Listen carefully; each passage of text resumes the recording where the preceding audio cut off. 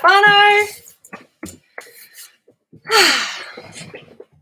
Yay, but 1 minute late, sorry about that. You make up for it. Awesome. So I see 7 of you are already on, and we'll just wait for some questions to come through. We've got a few people that here this month, so they've left us a few questions, different time zones and whatnot. So we'll just go through some of them as we have our first few questions on here, and then we'll prioritize the people that are here live and then answer any other questions at the end. Okay. We start with some of the older ones that we look at. Further down. Georgina. So we've got a question from, Pietro, you just wrote, I wrote a question on the Patreon. Shall I copy it here? Yes, please. That would be awesome. See how that pans out. Okay, cool. We've got our first question here. So we'll do the absentee questions at the end. So first question we have from Susie is, I hope your place is enjoying the rain. It certainly is. It's beyond enjoying. Yeah, dangerously enjoying now. I would appreciate your thoughts about when to trim young foe and how, i.e. staghorn. When is it protecting young citrus? Thanks. So when it is protecting young citrus, obviously in summer you want to keep all the cover over your citrus when it's young. Then in winter, so it will recover quite quickly and will be back well in time before spring comes. So Fao is a plant that you can prune several times a year. It's probably one of the few plants that we can hardly over prune. There's just one thing you need to keep in mind, that in winter the caribou, the wood pigeon, will eat the leaves, and as I mentioned before, that is a lot harder for a tree to be stripped of leaves than being pruned. It's not the same. So when you see wood pigeons eating the leaves of your Fao, you actually help your tree by cutting those branches back so they recover without having to rebuild the leaves on the same branches. So there's quite a difference in there. I mentioned that before. But if you don't have wood pigeon eating them, you just make sure that you get enough sun on your citrus throughout winter, because citrus, as well as evergreens, they can grow in winter. You want to allow them the sun that they can utilize in that time, and then you see that in summer you leave the Fao as a shelter again to stop it from suffering in the direct sun, because citrus do very well in a semi-shade, definitely before they start fruiting, but even when they're fruiting, we found some of our healthiest citrus are actually the ones that are the most shaded. They get less scale, and they get less varicosis, the thing that crinkles their leaves. It's a fungus. And that obviously shows us that the tree appreciates that. So yeah, they're good in the semi-shade. So definitely in summer you want the Fao to be over the citrus, until at some point, of course, the citrus gets quite big and the Fao can be a lower canopy, and therefore should as well. Right, so when is, yep, okay, that would answer that. And then we've got Jono, Kia ora team. Is tree lucerne a good helper biomass plant in the mid strata in a temperate zone? Also, if you could cut a mature tree lucerne down to the ground, would it grow back, or is it like 50% max?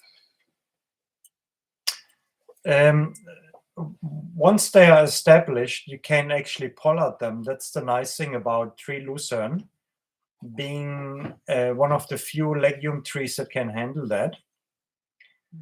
But again, being a legume tree, it actually does like to be in the higher strata. So they're not such a tall tree. However, they need to be in the sun. Otherwise, they lose the ability to compete against other trees with their own nitrogen fixation. So that takes a lot of energy. So I wouldn't see it as a mid-strata plant. It should be high, if not even emergent. And being a shrub, that will limit what else you can grow with that, unless all your other crops or other strata are staying quite low as well, like say citrus or something like that, staying below that. Yeah. Is it a good helper biomass plant in general? I'd say no. It is a survivor in certain situations. Those boxes, if you have that situation, then it's a good one. But I could think of 3.5 dozen shrubs that would be much better at biomass production than the tree lucerne. And for us on clay, it's just not performing well. And I keep hearing from other people too. It suffers, and then it gets overrun by tea tree borer because you can't produce a sap to flush brush wattle. But the downside of that is you can't prune them as you can do the tree lucerne. That's the downside. Cool. And then, Jonah, you've got another question. Do Feijoas work well in a temperate system? I would say yes, because they're an evergreen shrub. So that's always really beneficial in a temperate system where for the majority of that winter season, you don't have much plants that also produce so that you're capturing that sun all year round. So yeah, for that reason, I think. And they're also prune really well. A lot of people have them actually as hedges. So if they do interfere with the high strata of your apples or stone fruit that you have in your temperate zone, you can always trim them down or upwards or whatever you need to allow that room for that ventilation. So yeah, definitely a very flexible plant, evergreen. So yeah, definitely plus on my front. Anything else you add? And also, again, with citrus varieties and Feijoa, what comes to mind is doing a nice selection of varieties, and then you can really extend your season of fruit for quite a lot of months. So that's always a nice thing to consider. Sorry, I read the next question. Did you mention an emergent layer to protect against frost? No. Yeah. So yeah, you could have an emergent layer of a light canopy to stop frost damage if that's an issue. So you can push it a bit further if you do that. For more temperate zones. For more colder areas. They can take a bit of frost though. They can take a bit of frost, but if you are like European temperate or something, Northern Hemisphere, if you are there, temperate is harsher in winter, right? Yeah. And again, Jonah, if you cut an aging, larger size, high or emergent plant down and inoculate it with mushroom type, can you replant close to the stump, or do you need to leave space or time, etc.? No, you can straight go right next to it, and that's always a good thing to do. I mean, the inoculation wouldn't affect them. Inoculation, say, even if it's a semi-parasitic fungus like Adiscong, the Ganoderma, it is not suddenly going to jump to your young tree. They need to be stressed, they need to be old, they need to be senescent or something or another that makes them susceptible to that. We're not talking Armillaria, we're talking about Ganoderma or Shiitake, or it's even easier. And yes, when you plant it next to an old tree, of course, that old tree is not going to be a competition anymore. It stopped sucking stuff out of the ground or sending messages into the ground. So it can actually go down next to the tree and put the roots down right along the roots of the old tree, following as they start to decay and sort of contract. And having the mushroom inoculation of that stump will decay those roots a lot faster, so that young tree can actually have a quicker opportunity to follow those old tree roots as well. Yeah, so those old roots are water channels that are helpful. Pietro, would that be how you? Yeah, Pietro. I wanted to know, what distance should I plant trees? On a monoculture, I plant 5-meter distance. Using trees of different strata, can I place them at 2.5 meters? Yeah, I remember your question on the Patreon message, and you sort of highlighted how you had 2 different rows, one being a primarily emergent high, emergent high, emergent high, and then the second row being medium low, medium low, medium low, and then again another row emergent high, emergent high. So when you're looking on a 3D sort of optical level, you're getting that 3-dimensional space fitting really nice, so you're not getting that contrast of height. And you went on in that question about how in a monoculture you would go planting between 4 and 5 meters distance, but in syntropy, because of the diversity of plants that we have, you can plant that diversity into those spaces. So confirming your main question in that the same strata, same niche requirement plants, you need to space out appropriately, whatever that may be for the plant. So your main sort of crop plants like apples and stuff tend to be 5 meters, or avocados. But then within that, you can really stack that density in. And so you can plant things up to, like in the same pot. For example, we often plant Inga beans with tamarillos, for example, because the Inga bean, the tamarillo grows and has a lifespan much faster than the Inga bean. And so they don't actually compete, have a whole different life cycle, they have a whole different strata need. So you can really plant those things in exactly the same space. So yeah, the distance that you plant the plants really depend on what each plant needs and what niche you're giving them, and how they can work together to actually foster and nurture and encourage those growth habits as well. I check our Instagram over the next days. I just took a photo yesterday of a nursery brush wattle which had a lucuma in the same PB10 planter bag. So the brush wattle was sort of the handle to move that lucuma around without having the root ball falling apart planting. And fun enough, actually, we ended up having 2 brush wattles right next to each other, wedging the lucuma in between. So at some point I had to take one brush wattle off because it got squeezed into the lucuma. And now 3 years later, the brush wattle was that diameter, whilst the lucuma right snuggled up against it was still that diameter or less. And now 3 years down the line, suddenly the brush wattles start to actually rot out, they fall over. So we had the brush wattle by itself falling over in the wind, leaving the lucuma standing right there, right? So it was as close as you could get, because it was even wedged between the 2 brush wattles at some time, almost squeezed to death in there. So that was wrong, having 2 brush wattles right there next to lucuma. But now we have the lucuma, and the lucuma now can explore the root system of the 2 brush wattles that were planted with it. And so, I mean, you can't get any denser than that. And that maybe was a bit of an overkill, but where you feel there's a gap, remember that one? And like people that use eucalypts in the bananas and whatnot, they plant eucalypts every meter. Why is that? Because eucalypts perform well, especially in drier places, but it doesn't mean that they dry out the place. Misconception. And they plant every meter. Why? Because they're cheap and they're easy to manage. But it doesn't mean that they're forever every meter a eucalypts. You send them out. But if you buy after tree, obviously you want to plant them at the final destination. Tree, they cost you a lot of money. Yeah. I just want to also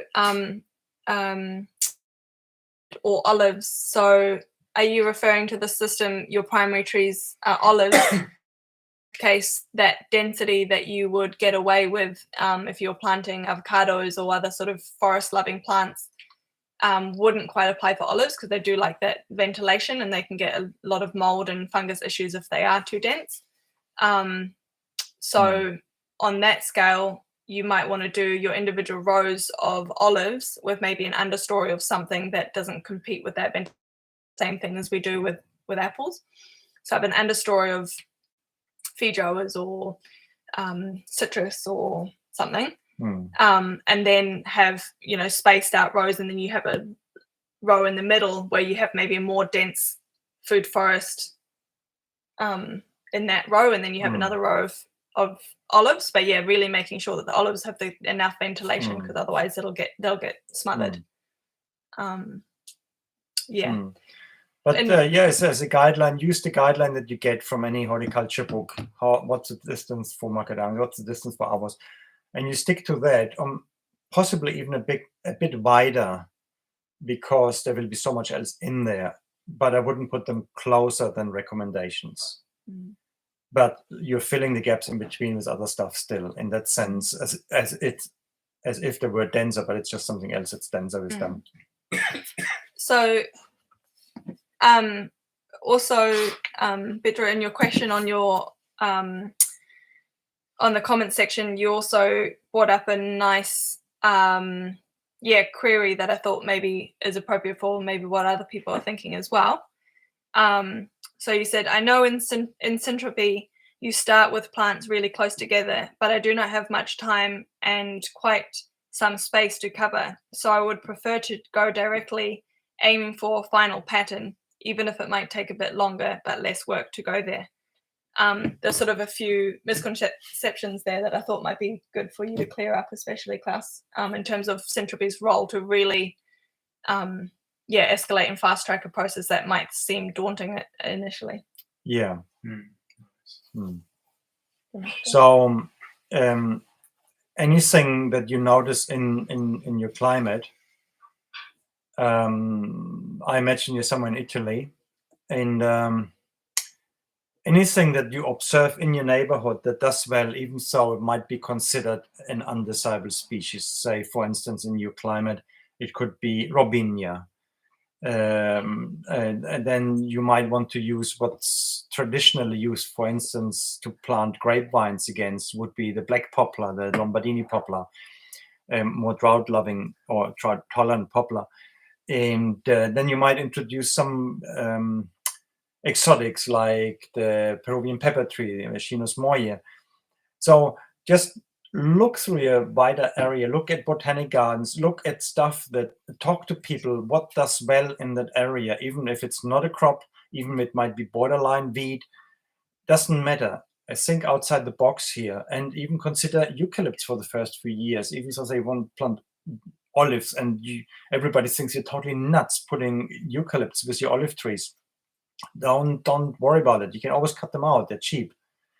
Who knows? Maybe even pines could be beneficial initially. I haven't heard much of people doing that, but I don't see a reason why one shouldn't try a bit on that. Anything that's cheap and wants to be there, if it turns out to be negative, you will take notice of that. You will see that the plants will correspond to you. Don't worry about that. And then you take them out, and the worst thing that happens to it is being mulch. So don't hesitate, but apply a pattern, stick to rows, don't make things awkward for you to manage with all of the density. That's important.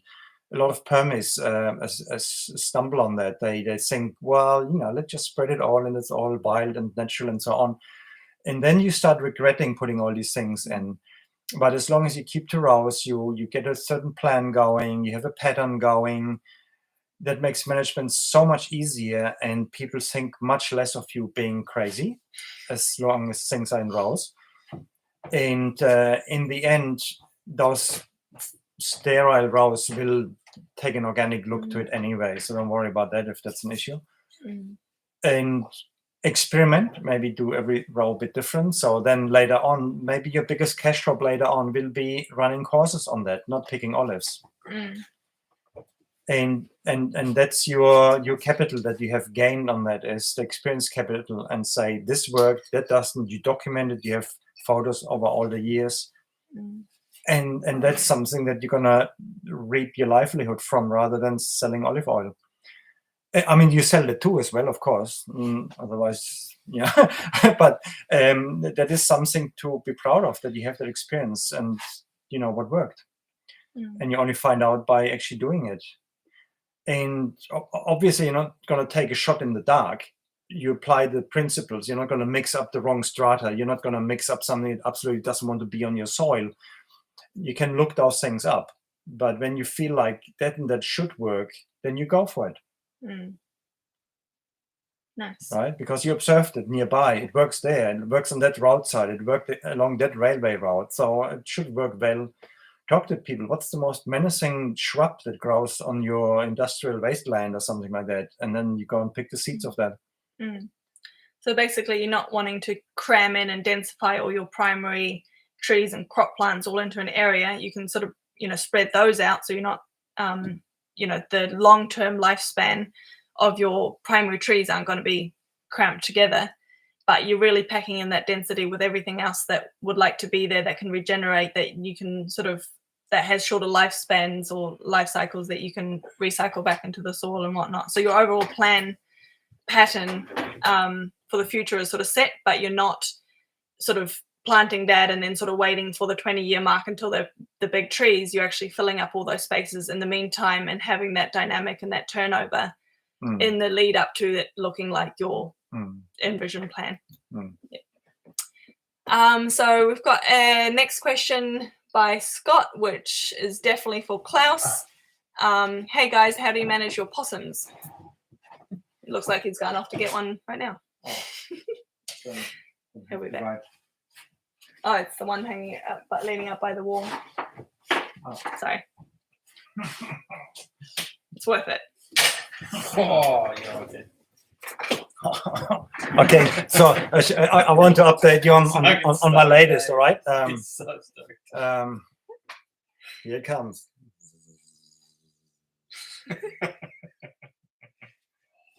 Pure possum, that is the last 30 seconds. There you go, 1,000. But it's up to you. You could also use a 22 or traps, but then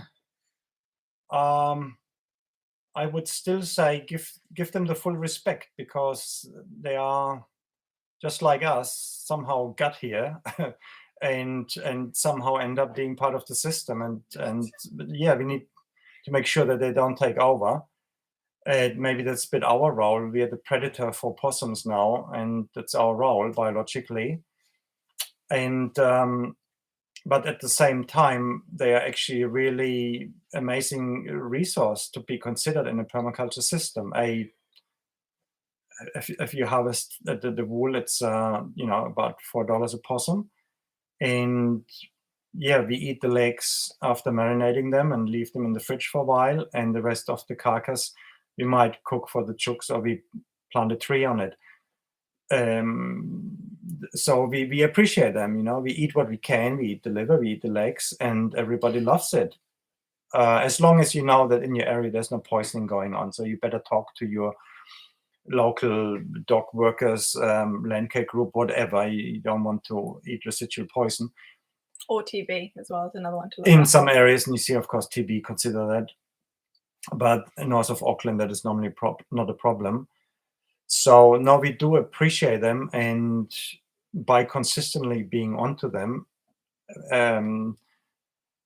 humans are actually really good to decimate a resource by using it unsustainably. So by all means, just go and use them unsustainably. Yeah, the numbers here are pretty low because we are onto them, and other people around us are too in their own way. So I know there are some areas where it's too much, but my sort of crazy idea for these sort of things in the future, I could imagine that every dog reserve could have some food forest in the margin that are managed by people going hunting there, because it's easy. They come to you. Like we have quite a big area of bush all around us. But for instance, right now we have Inga bean season. All night you hear the seeds dropping off the trees. And well, the Inga beans there at the moment for us, they're about 4, 5, 6 meters tall. And we are a dense neighborhood. So I don't like shooting with a rifle too much at night. And that's where these guys come in. It's easy distance for shooting, and it feels safer in a denser neighborhood. So trapping is not my thing. Other people are good with trapping. I'm not.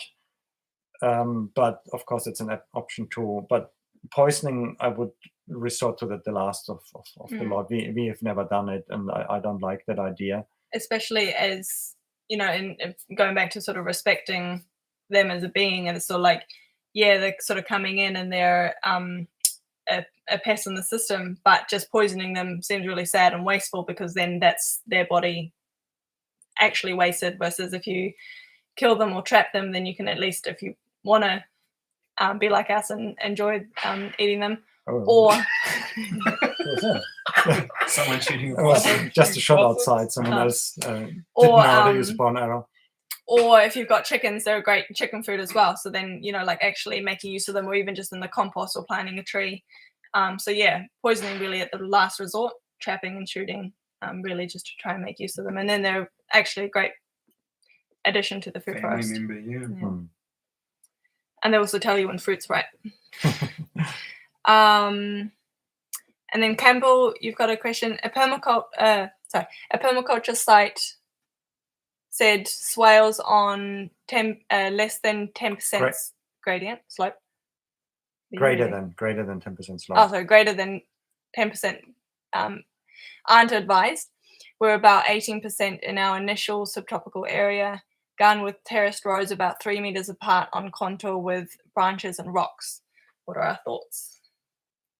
So it's 18%. That's not too bad. No, I mean, ours are, we have swales on steeper than that, and it's on clayways. You, Campbell, you're on volcanic. It's Sturrock, not Campbell and Mickey. Just yeah. Okay. Yeah.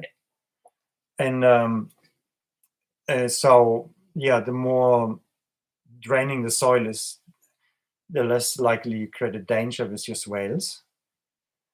But I mean, in the early years, we went fully into the whole swaling business and terracing and so on. Over the years, somehow I'm a bit more hesitant on that. And I can't actually really say why. I don't have any bad experience as such. But I like minimalistic approaches more and more. And often we rush into doing things without fully understanding what's going on. And there's certainly a skin of water under the topsoil that we very little understand, the capillary actions of all sorts. And I'm a bit more cautious nowadays. And sometimes I feel, why do we need swales? Why do we need terraces? Sure, they help maybe bringing in machinery, but our slopes are too steep to do that anyway, even with swales and terraces. We can't even bring a wheelbarrow into our slope. So all we need really is a pathway, sort of, which can work a bit like a swale. And we need a row of trees on contour to roll our logs against.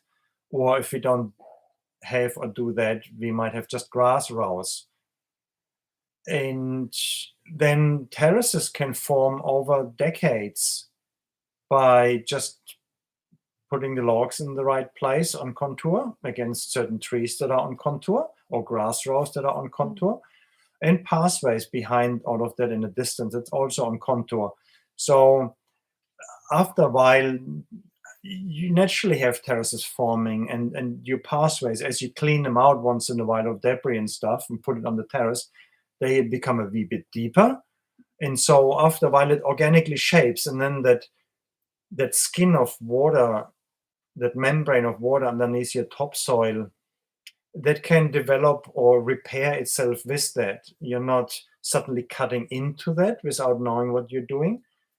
And you're less likely to create an issue where the terrace that you have just shaped into the slope, suddenly the whole thing could shear off, right? If you make a mistake there, like that swale in here can trap enough moisture that the whole terrace you created can shear off. That doesn't happen if you do it slowly over years. And meanwhile, those plants that you put below start really anchoring that terrace that it's slowly forming. So I would be more of a fan of that nowadays. And to be honest, I don't want to take any consulting into the direction of, hey, where should I make my swales? Where should I make my terraces? I don't want to take that responsibility for anyone. And I rather focus on the planting strategies and whatnot, and leave it to other permaculture designers to design for swells and so on. I feel like it's too much unknown. I think we pretend to understand it, and every site is so different, and we have more and more crazy weather patterns and whatnot, and the chance of creating big landslides by doing things wrong is just too big. I would rather be on the safe side. But that's me. Maybe I'm just a bit a wuss when it comes to that. But yeah, I don't see the need for it anymore to such a degree as I used to. It also breaks up the capillary action, like we talked about. Yeah. Too. I think there's something we don't quite understand yet, how water acts in the soil. Cool. And then our next question is from Rachel. Hi class, how long did it take you to set up your property, and how much did it cost? Could you still look after it by yourself when you're a lot older? And then you extended it. Just asking because I want to know the time and financial investment required before buying a property myself. Well, Oliver Hayes, thanks for joining us from Australia. Rachel. I choose Oliver. Oh, yes. Yeah. Well, it comes down to how quick you want to start into that, and how much income streams you want from that. And you could do some very lean approaches. That means, I might have mentioned it to you last Q&As, you come in with stakes, anything they get for free, the elephant grass, sugarcane, whatever, stakes, and then direct seeding the trees that you want, and then do in situ grafting where necessary, all of those things. So it can be cheap. And then the management, the same thing. You could set it up that you could manage your food forest if it's not too steep, that you could manage it partially with a ride-on mower. We don't do that. We have other ways of managing it. It might take longer, but we don't even have ride-on mower as such. But you can design system for lawn mowers and hedge trimmers and so on. But the more you mechanize into that, the more you usually compromise on diversity. It just seems to be like that.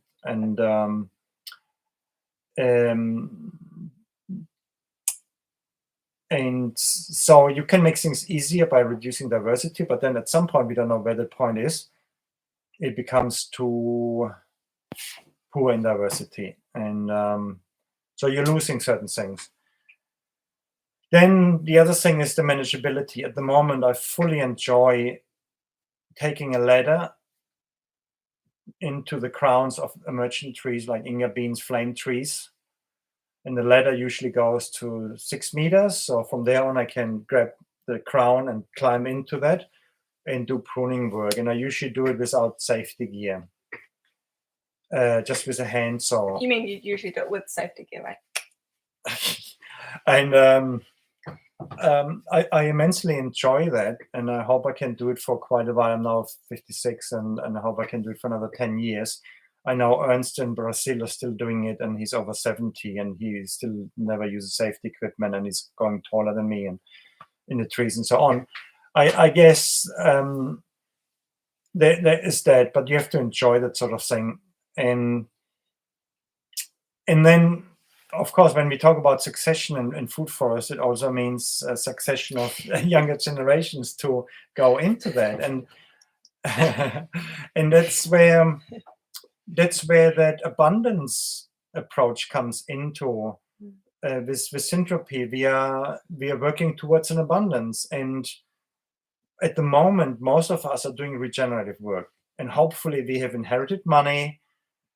We live in a money printing society, and there is a certain amount of money that we can channel into this regenerative work.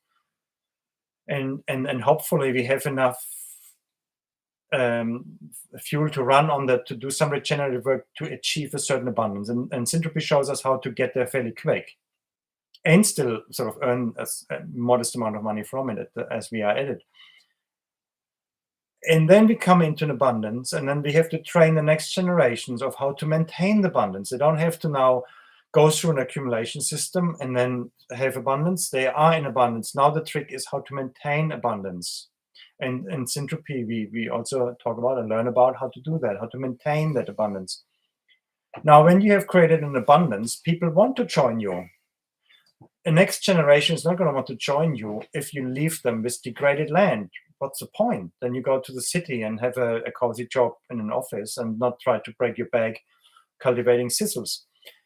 But if you inherit an abundant system, it means you can live there and live in abundance, live a healthy lifestyle, be fed well, and have an income of monetary things to pay the taxes and whatnot. So obviously there's more incentive of the next generation to stay there rather than living in a depleted monoculture system that forces you to put out pesticides in order to keep plants alive. That's depressing. Who wants to take that on? And that's what we see in normal agriculture, which is 99% of all agriculture is using toxic inputs that nobody's going to be proud of doing.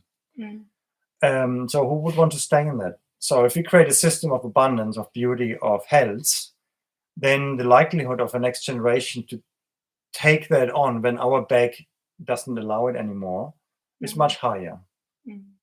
Right? And also what you spoke to in the last video we put out on one of the parts of 8 forms of capital of that investment into land value. So even if it's not necessarily for your next generation or the next generation particularly, but regenerating that land suddenly puts land value into that someone else can come into, and suddenly a gorse riddled or thistle riddled or kikuyu smothered degenerated site suddenly is completely renewed and added in value. That's, that can then be transferred into a financial value if you were to walk away or wanted to go on to the next space or whatever. Sort of like how some people go to beaten up houses and then redo them and sell them on and then go on. It's sort of like if we could actually practice syntropy on degraded land like that, that's really the birthplace of syntropy, was regenerating absolutely totally degraded land and seeing how far you could take it back into its natural potential. And that's what we need to do. It's no point going to an already abundant phase and applying syntropy and regenerating the land. It's like we need to really start addressing all the land that we've already degraded, and really increase our soils and our abundance worldwide. So yeah, if you are thinking about buying property somewhere, I'd recommend getting something that is degraded or gorse riddled, or something that you could probably buy a lot cheaper that other people may not know really what to do with and might just spray and pour constant money to maintain. But with the syntropy angle, you can turn that situation around so fast, and right there either add property value to then you selling it on and having financial value, or adding abundant value in terms of your lifestyle, maybe being able to create it in a beautiful space that then you could have Airbnbs and that sort of angle to income, education, teaching about your experience and transforming that space and inspiring people to then leaving an inheritance for your succession to have a space to live. So there's the investment value of applying syntropy to land is just 100-fold in so many different directions. And if you don't have kids yourself, well, make it into a trust and invite people in to take over in some form that works for you as well. Right, so Scott, I think, is referring to possums. Brilliant. Yeah. They are very destructive on my young plants. The fruits get hammered too. Okay, here's another thing. If you have gorse nearby, go somewhere, get a trailer full of gorse, building glass, the lot we showed before. Chip it or put it in as branches around your young fruit trees. That means they don't want to go there, rather go for something else. And the gorse bringing in nutrients, also holding off the rabbits and stuff that might otherwise ring about your trees, right? So you have few things at the same time, and you bring fertilizer and mulch into your system.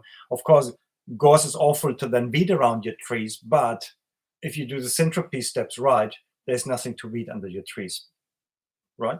Okay, so yeah.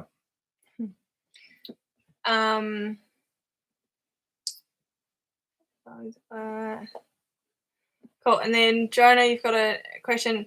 Is there a way of getting rid of comfrey in an area that you don't want it there anymore? Or once there, always there? I.e., will it just stay once shaded out? Oh, yeah. Yep. Get some geese in there. If the site allows for geese. I mean, geese are some interesting, or chickens or ducks, yeah. But geese are interesting animals to have around when your system is a bit more mature. They're almost like semi-violent, but the only thing they can ring bug trees, and so apparently do ducks. But they would certainly get rid of your comfrey if that's what you want. And then, well, if you talk about you want to get rid of them, they might be in your vegetable beds or somewhere, because why would you get rid of them in your orchard? And in a vegetable bed, okay, here we go again. Something you don't like, you start using in an unsustainable way. Put an ad on Trade Me and start selling that stuff, and before you know it, you run out of it. Yeah, or advertise. I mean, there are people that say, "Hey, I need 500 comfrey crowns. Where can I get them?" There are not many places you can go to get that. Yeah, worst thing you want to do if they are in a garden bed is till them, because then they break into lots of little pieces, and then each piece goes into a whole new plant. So yeah, just if you are digging them up, do dig them up with a fork or something to get them cleanly out. But you won't shade them out now. Already, just probably as a comment, Petra just referred to that. It said, "Can I buy it if you can send them to the EU?" So there you go. You already got one customer. But yeah, there'll be heaps in I imagine you're in New Zealand, of customers here as well. So yeah, heaps of demand. And then Petra, you also mentioned there's some questions by Benjamin that you would like to be answered. And yes, we will be doing that. He's absent from this live Q&A at the moment, but we'll answer them at the end once all the people present here have had their say. So yeah, stay tuned for the end, and we'll answer those. And then just having a little chuckle at Gumboot Gladiators. You were just mentioning, not at your name, I mean, it's an awesome name, I wasn't chuckling at that though, but what would you think about setting up a group chat, maybe on WhatsApp or Telegram, and inviting us wannabe syntropists to connect with those in our area to share plant cutting, seeds, ideas, and so on? I was chuckling because we've got a good friend of ours staying with us at the moment that's giving us a bit of advice on things, and one of the things he mentioned is creating a sort of group space where those that have really been following us and are really keen to learn and connect can interact a little bit more. So definitely, that's definitely in the priority list now, to create a space where you all can actually communicate a bit more, because we are aware that Patreon is pretty limited on the conversation and connecting side.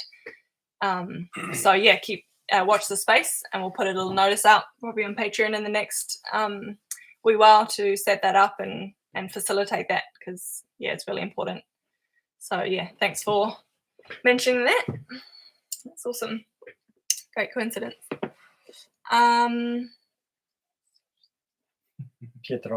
Petra, you just also commented, if you need help with crypto, we might be able to help back. Cool.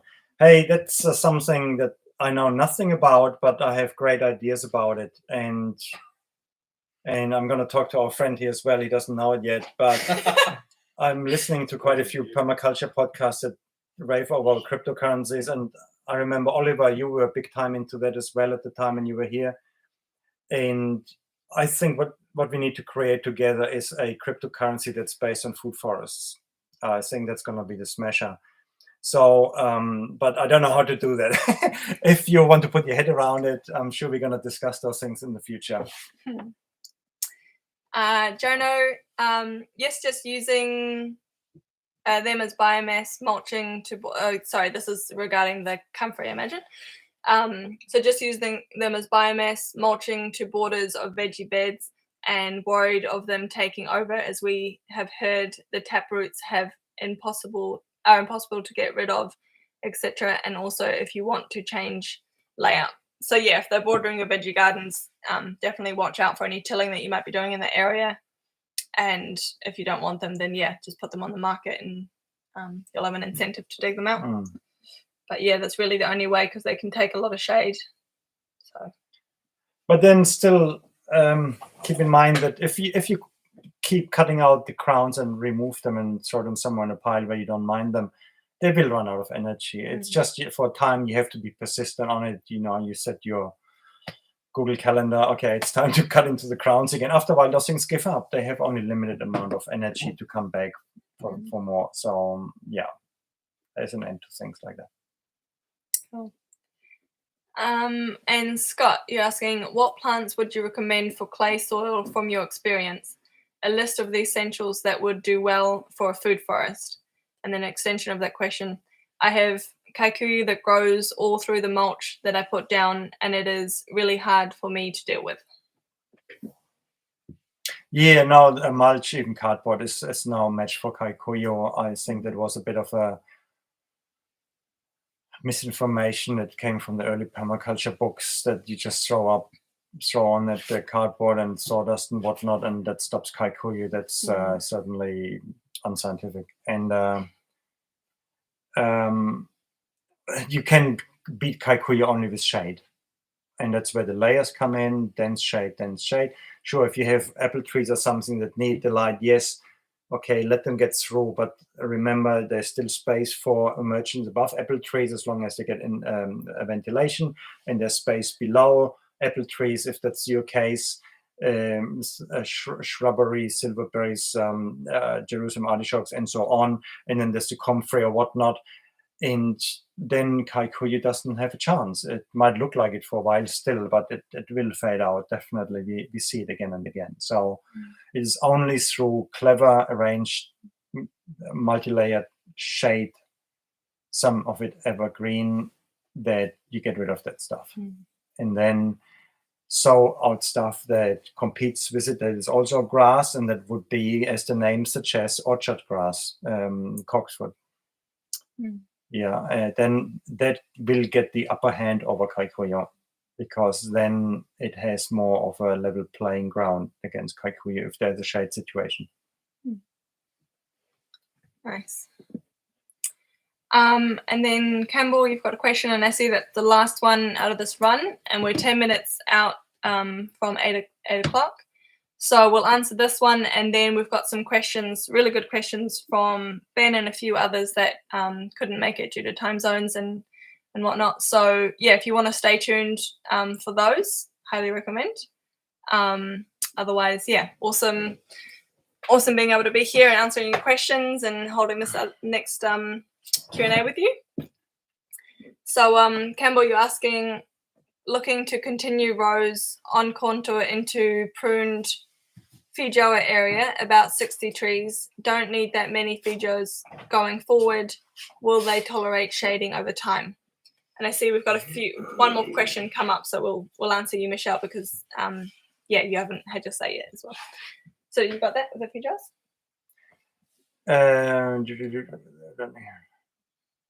About 80 trees don't need that many Feijoa going forward. Will they tolerate shading over time? Yeah, actually, I think Feijoa take more shade than we have given them credit for. Of course, the fruit production will go down, and the fruit might not be as big and whatnot, but that doesn't mean that they stop fruiting. But you lose some production. But then, of course, whatever is above them might produce something else again. So there's that too. But yeah, you can put another layer over Feijoas if it's not too dense, definitely. And then you extended that with thinking to use them for holding logs, terraces, and infilling them with subtropical themed plants along them. So. Yeah. And keep in mind, you can totally pull out Feijoas, not a problem. But again, it's this sort of thing. If they're established, they can handle shade coming in later. You cannot establish them in an existing shade. So there's the difference. Okay, keep that in mind always. So if I say, well, they can handle some shade. Yes, once they're established, or if they establish together with something that makes shade. But you cannot put a Feijoa in an already older shade. That is not going to work easily. So just to get that clear. And Michelle, I'm just about to extend my food forest using Century principles this time. we've had a hot, dry summer, so I didn't plant, and now we're having a wet autumn. When do you guys start your new planting?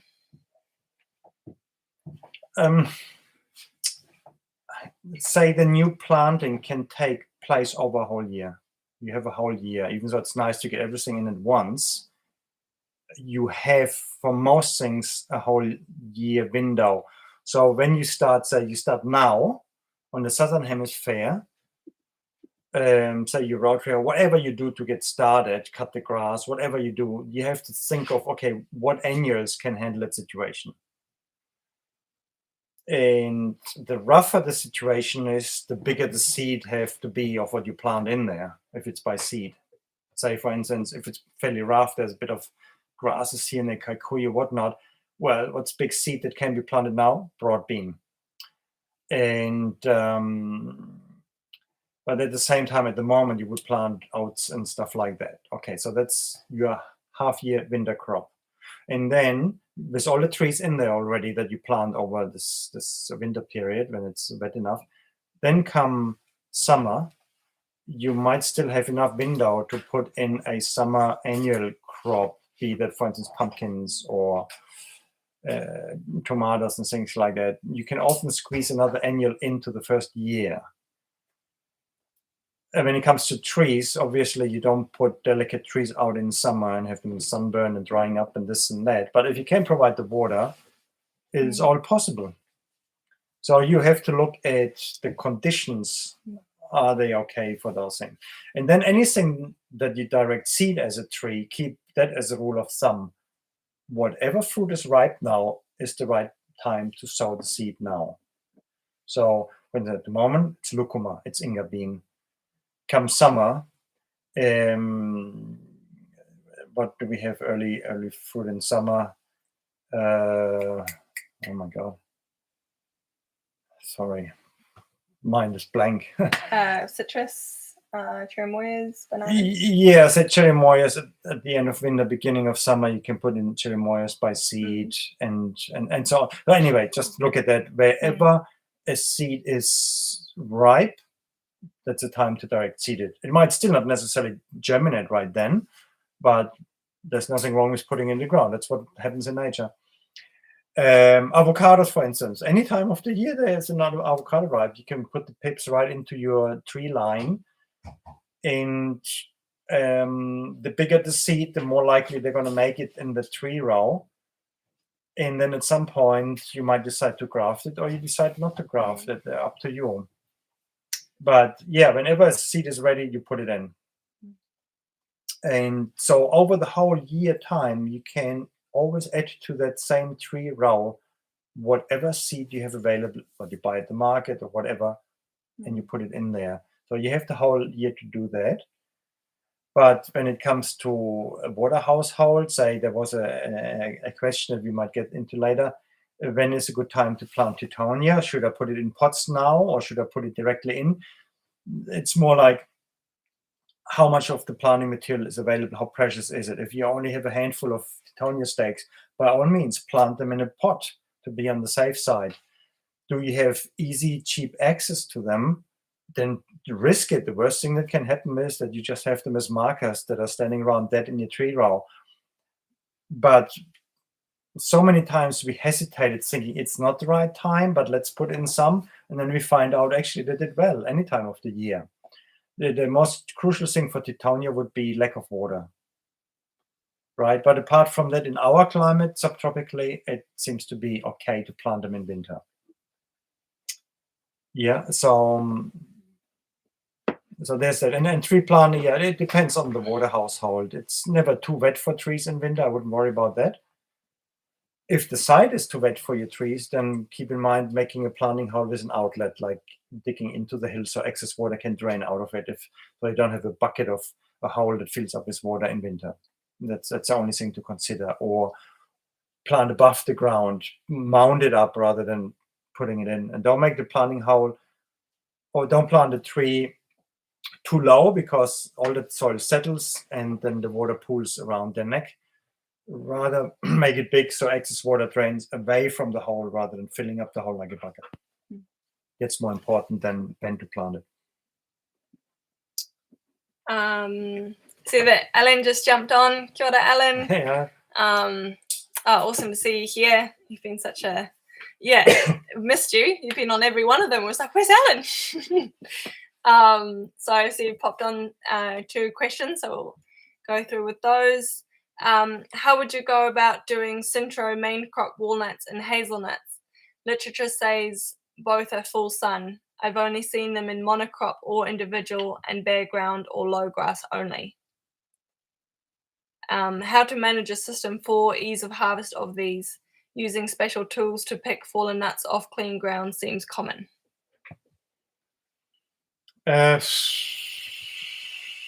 Special tools for picking up nuts. I'd say in mixed up syntropy system, that's one of the things. Specialized tools don't so much apply for us. We are not going to have this perfect lawn where we can roll over and pick up macadamia nuts and so on. It's just not going to happen. I mean, obviously, that's a downside to the syntropy system with high diversity, but that can maybe be offset for not needing all these other inputs that you need in a monoculture, that excess irrigation and pesticides and so on. Walnuts and hazelnuts are forest edge plants, right? So maybe you want to create therefore a system of a food forest that looks more like a hedgerow system like they used to have in Europe a lot. So you might have some timber or multi-purpose trees like oaks, timber and acorns in the center, and then you come down and then you have walnuts, hazelnuts on the edge before you get into some grass strip that you can graze, however wide you want to do that, depending how much you want to allow for grazing. And then you have the next sort of hedgerow that is sort of like a bell-shaped timber trees in the middle, so they grow straight, and then the walnuts, and then the hazelnuts, so it sort of peels out like that. I would say that's probably how Europe looked like in pre-Roman times before they were forced to grow grain. And it makes a lot of sense. And then you can cater for these forest margin plants that don't want to be crowded in. And I would throw apple into the same category. So yeah, you would have, say, chestnuts that grow taller than walnuts, more straight in the center of the row, and then, you know, whatever climate you find, you would figure out what sort of bell curve you would, what plants you use to achieve the bell curve. In order to create, remember in permaculture, we put a lot of emphasis on edge. And often when we think food forest, and we often do that, and it's fine for most things, we create a block of vegetation. But edge effect is very crucial, and forest edge is the most productive, the most fertile zone in the forest, is the edge. So if we create these sort of wave-like patterns of hedges, grass, hedges, grass, hedges, grass, then we create a maximum amount of edge zone in there, which allow for these special plants to have their place. And maybe 100 years down the line, we decide, okay, let's swap over. Now we take all the tree lines out and they become grass, and what was grass then become the new tree lines, if, you know, that's a good idea. So there's that to do, how to create a forest edge by maximizing edge in your system. And then, another special tool for picking up nuts can be picks as well, right? If you don't want the nuts. Well, but yeah, I mean, you do what's easy, and what's hard, you don't let the picks in them. All good, Alan. Yeah, it's been a loquat. See, I forgot loquat. Thank you, Alan. Loquat it's a winter seed, and that's or a spring seed. And then Pedro, you're just clarifying something quickly. If you understood correctly, that chestnuts grow taller than walnut. Commonly, yes. Right. Well, it might depend a bit on, is it a grafted one or not. Grafted ones tend to be a bit tighter, but if they're not grafted, then they would go taller easily than a walnut. Walnut is a bit more of a spreading tree. At least the grafted chestnut. So the grafted walnut, which normally I would choose grafted walnut, but maybe not a grafted chestnut, right? So that way it would work out like that. It's maybe more dependent on are they grafted or not. Cool. Okay, so we've got some awesome questions from Benjamin and a few others. So we'll start with Ben. One, what kind of pruning do you do on temperate fruit trees like pears, apples, plums, peaches? Do you shape the tree do you shape the tree and do you do fruitification pruning as they do in conventional farming? Some people say that we can prune less and have them in more neutral shape, and it can work well, even if they can be more fruit alteration every year. Yeah, so with pruning, we even out the good years and the bad years a bit. That's one of the things of pruning. For us, the main pruning in apples and pears is to cut canker out. That's something that we do get. Yeah, we have not much problems with insect pests, but because of our climate here, a lot of trees have fungal problems, and so canker and so on, bacterial disease, we have to cut out. So that's one of the main reasons why we prune apple trees, for instance. And then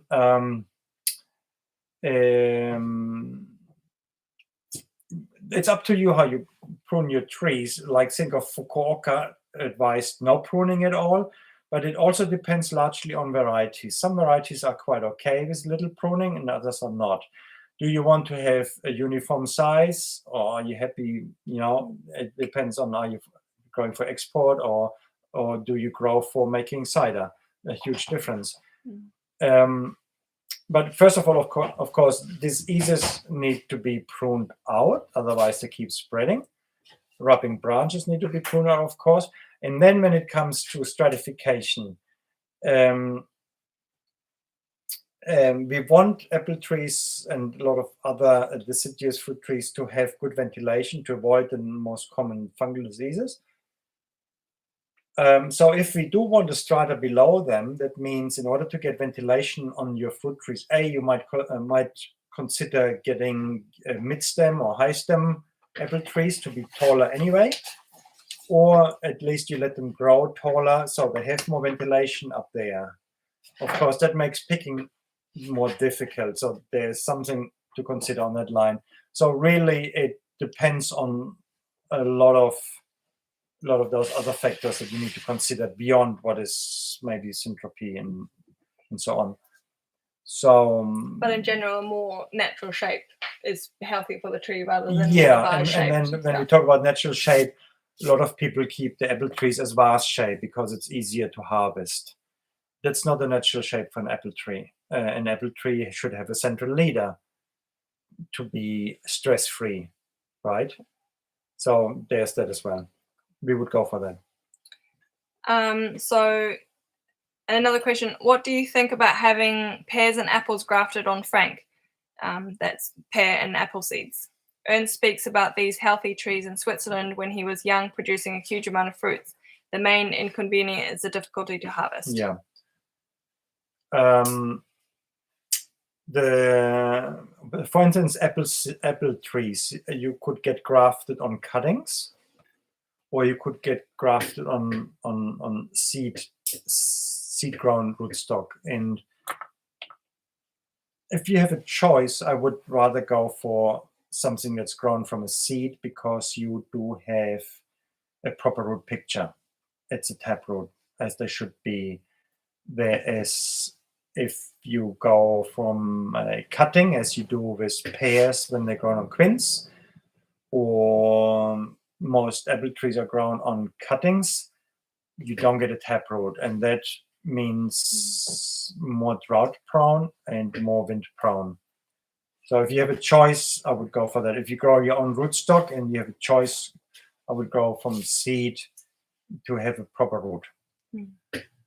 And then you might have seedlings. For instance, I'm not sure what the situation for Ernst was in Switzerland. I could imagine they would have had actually ungrafted pear trees, because they mainly used it for syrup production, as he told me. So these pears would be shaken off the tree and then pretty quickly boiled down into syrup. And didn't matter how big they were and if they were bruised or anything like that. They were mainly used for sugar or honey substitute. So yeah, so if you want to harvest from seedling trees, it's pretty hard. Plus, they're not a known variety. They would be random. Another question. When I did a syntropic course, I understood that grasses slows down the succession because they are prairie grass and not forest plants. So I was surprised. So I was suppressing the grasses in the beds, but now I see that you plant cocksfoot, which is everywhere here. So I'm a bit confused. Removing senescence of grasses is enough.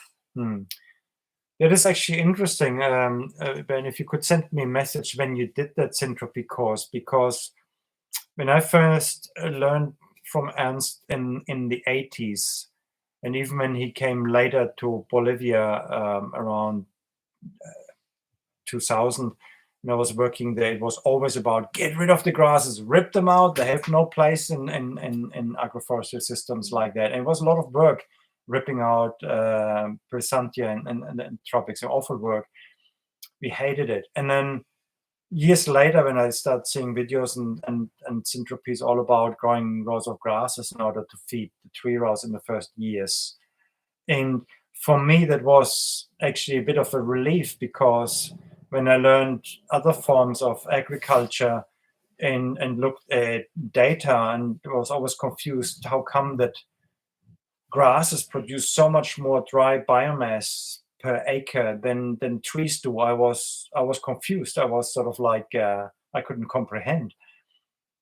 And so I thought it was quite interesting that swing and syntropy to go and embrace grasses as that.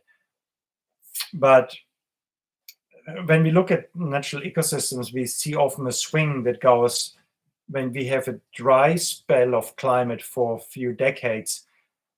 Ecosystems tend to be more a savanna. That means more grasses, because they can stand the dry periods better. They go dormant. And when it becomes wetter, we swing back into forests. And that even happened in the Amazon basin quite frequently. The forest only survived in islands, and then it became forest again and became savanna again, or pampa. So in a drier climate, you might want to put more emphasis on grasses. And in the initial phase of syntropy, you might put more emphasis on grasses, but the grasses should be shaded out, in my opinion, by year 2 or 3, unless you have an open orchard situation as with apple trees and so on, and you want the sward of comfrey, chicory, blah, blah, blah, clovers, and some ryegrass and some cocksfoot as grasses. But as you mentioned already in your message, be on top of the senescence. And with cocksfoot, that can be sometimes quite tricky, because it goes into senescence pretty quick.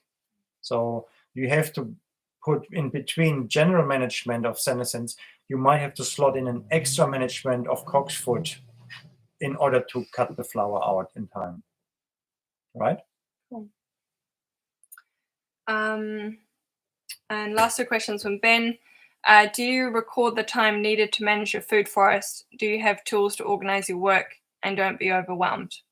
Actually, recently, Klaus and I both watched a video by Scott Hall, where he's really methodical with how he records his time and investment of the food forest. And in his opinion, so he's in Australia, even managing with a machete, he timed it with managing a system with a machete, managing a system with what was he doing? More sort of like small electric tools, and then also then with a tractor sort of hay baling system.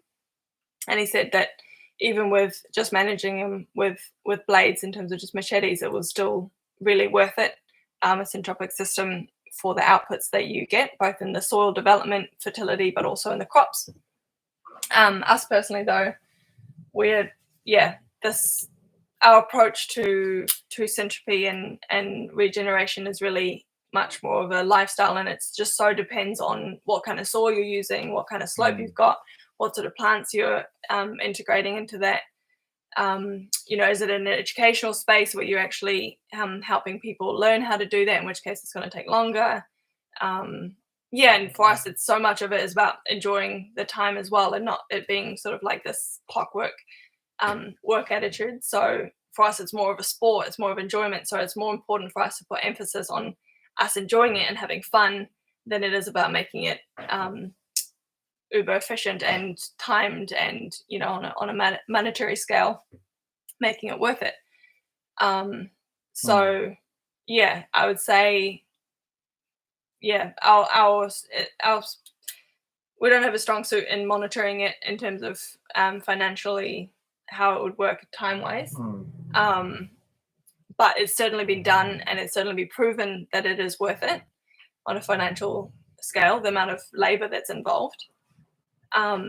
But yeah, our emphasis on seeing that labor as actually enjoyment, seeing that labor as actually just sort of life purpose, sort of food for the soul, and just so many different aspects of that work in terms of the grazing that you have, the conversations that you hold, and just the increasing fertility, the decreasing time that food forest actually needs. So it's also hard to, time it, because in the first few years it's going to take a lot more time, and then over the years it's going to take much less. So it gets really tricky to quantify those things. So we focus on the qualitative aspects of how we measure whether or not a food forest is worth it. And in terms of the reciprocity, I always have trouble with that one. Reciprocity.